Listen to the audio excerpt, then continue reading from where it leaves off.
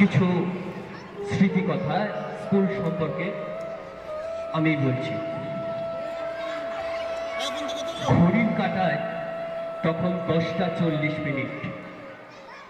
নির্দিষ্ট শৃঙ্খলায় ঢং ঢং করে বেজে উঠেছে বিদ্যালয়ের ঘন্টাটা।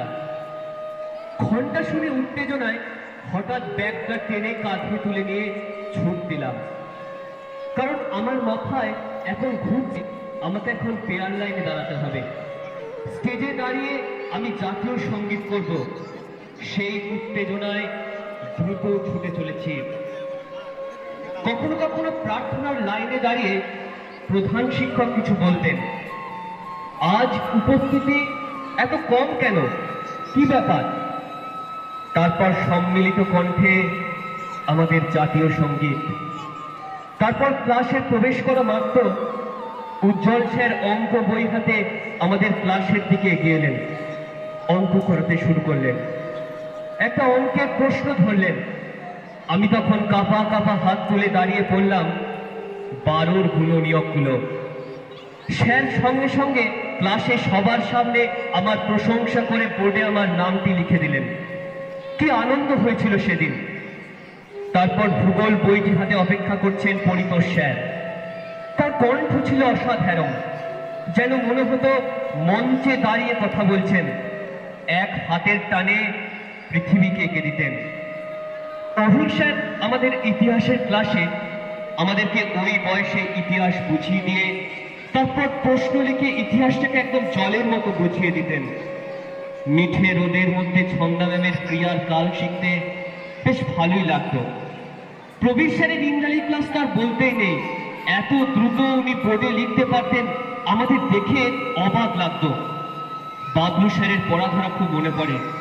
হঠাৎ বলতো, বলতরূপম, ওয়াটার ভাস্কুলার সিস্টেম কোন পর্বভুক্ত প্রাণীদের দেখা যায়?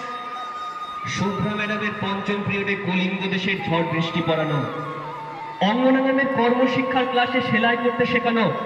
শক্ত করে ধরো তবে তো সেলাই হবে। যেন নিয়মের সূচে শৃঙ্খলা সুতো তখনই প্রবেশ করাতে শিখেছিলাম। আলপনা জেঠুমার পরের শিশুর অমায়িক ব্যবহার। তবে এই স্কুলে অদ্ভুত মানুষ দেখেছিলাম রাজকুমার স্যারকে। ক্লাসে এসে নিচের পাটের জানলাগুলো লাগাতে বলতেন।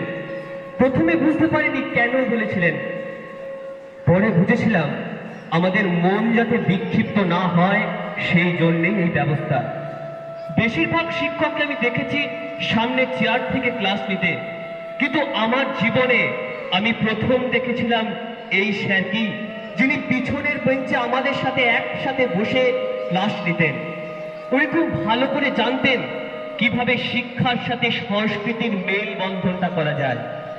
নীলু স্যারের ক্লাসের অসাধারণ আনন্দ, সুনীলবাবুর ক্লাসে অঙ্ক করে দেখানোর আনন্দ এক অন্যরকম ছিল। তারকবাবু খুঁটিয়ে জীববিদ্যা, কখনো ইমিউনোলজি, বংশগতি কিংবা অভিব্যক্তি পড়ানো। সুভাষবাবুর পদার্থবিদ্যায় ফ্লেমিংয়ের বাম হস্ত নিয়ম পড়ানো, কিংবা কখনো ভীষ্মদেব বাবুর উচ্চ কণ্ঠে হেবার পদ্ধতি পড়ানো। তারপর শেষে প্রশ্ন দেওয়া। ভারতবর্ষ কি তা ভালোভাবে শিখেছিলাম বাদশা স্যারের কাছ থেকে।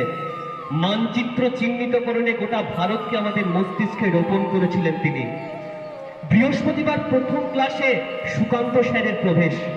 স্যারের কথা শুনে বুঝতে পারতাম উনি দর্শনের একজন সফল ব্যক্তি।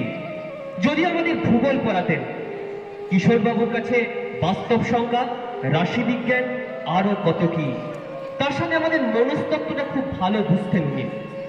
আমাদের ভাগ্যক্রমে আমরা দুর্গাভূষণবাবুর ক্লাস খুব বেশি দিন করতে পারিনি, কিন্তু কয়েকদিনই বুঝেছিলাম তার লক্ষ্য আমাদের নিয়ে বহু দূর ছিল।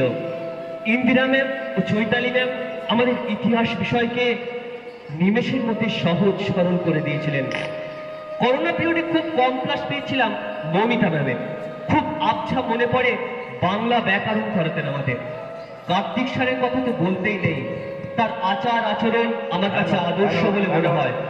অসাধারণ নিখুঁত মানুষ দেখেছি ভানু জেঠুকে, যিনি শিক্ষকের মতোই পরিপূরকভাবে আমাদের শৃঙ্খলা শিখিয়েছেন। দিব্যেন্দু স্যার বিশেষ করে আমাকে পড়াশোনায় প্রতিহিংসা পরায়ণ করে তুলেছেন। যেখানে অভিমান ফিরতি বিকেলের আলোর মতো মুছে যায় না, এই নাবাচক বাক্যের ট্রান্সলেশন তিনি আমাকে নিজের হাতে শিখিয়েছেন। অভিজিৎ স্যারের পিথাগোরাসের উপপাদ্য প্রমাণ করা অঙ্কের ক্লাস তো, তাই স্যারকে বোর্ড প্রচুর পরিমাণে ব্যবহার করতে হতো। বোর্ডের ডাস্টগুলি আমাদের মুখে এসে লাগতো, খুব বিরক্ত হতাম। কিন্তু আরেকবার আমরা ওই ডাস্টে মুখ পরিপূর্ণ করতে চাই। আবার আজ ঘড়ির কাঁটায় 10:40, ঢং ঢং করে বাজলো ঘন্টা। আমি ব্যাগটা যখনই কাঁধে তুলে নিয়েছি, স্কুল যাব বলে প্রস্তুত হচ্ছি, হঠাৎ বোধ জন্মালো।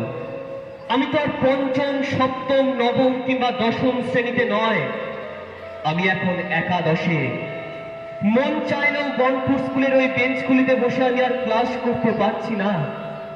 বন্ধুদের সাথে টিফিন খাওয়া, নাটকের রিহার্সাল, সবার কাছ থেকে সরে আছি। পঞ্চম পিরিয়ডের পর গানের রিহার্সাল ভীষণভাবে মনে পড়ে, কিন্তু উপায় নেই। সবশেষে বলি, অন্তরে অতৃপ্তি থেকেই যায়। যখনই ভাবি স্কুলের কথা, তখনই নস্টালজিক হয়ে যায়। সবশেষে বলি, শিক্ষক মানে ভালোবাসা, শিক্ষক মানে প্রাণ, শিক্ষক মানে দ্বিতীয় পিতা, তিনিই হবেন মহান।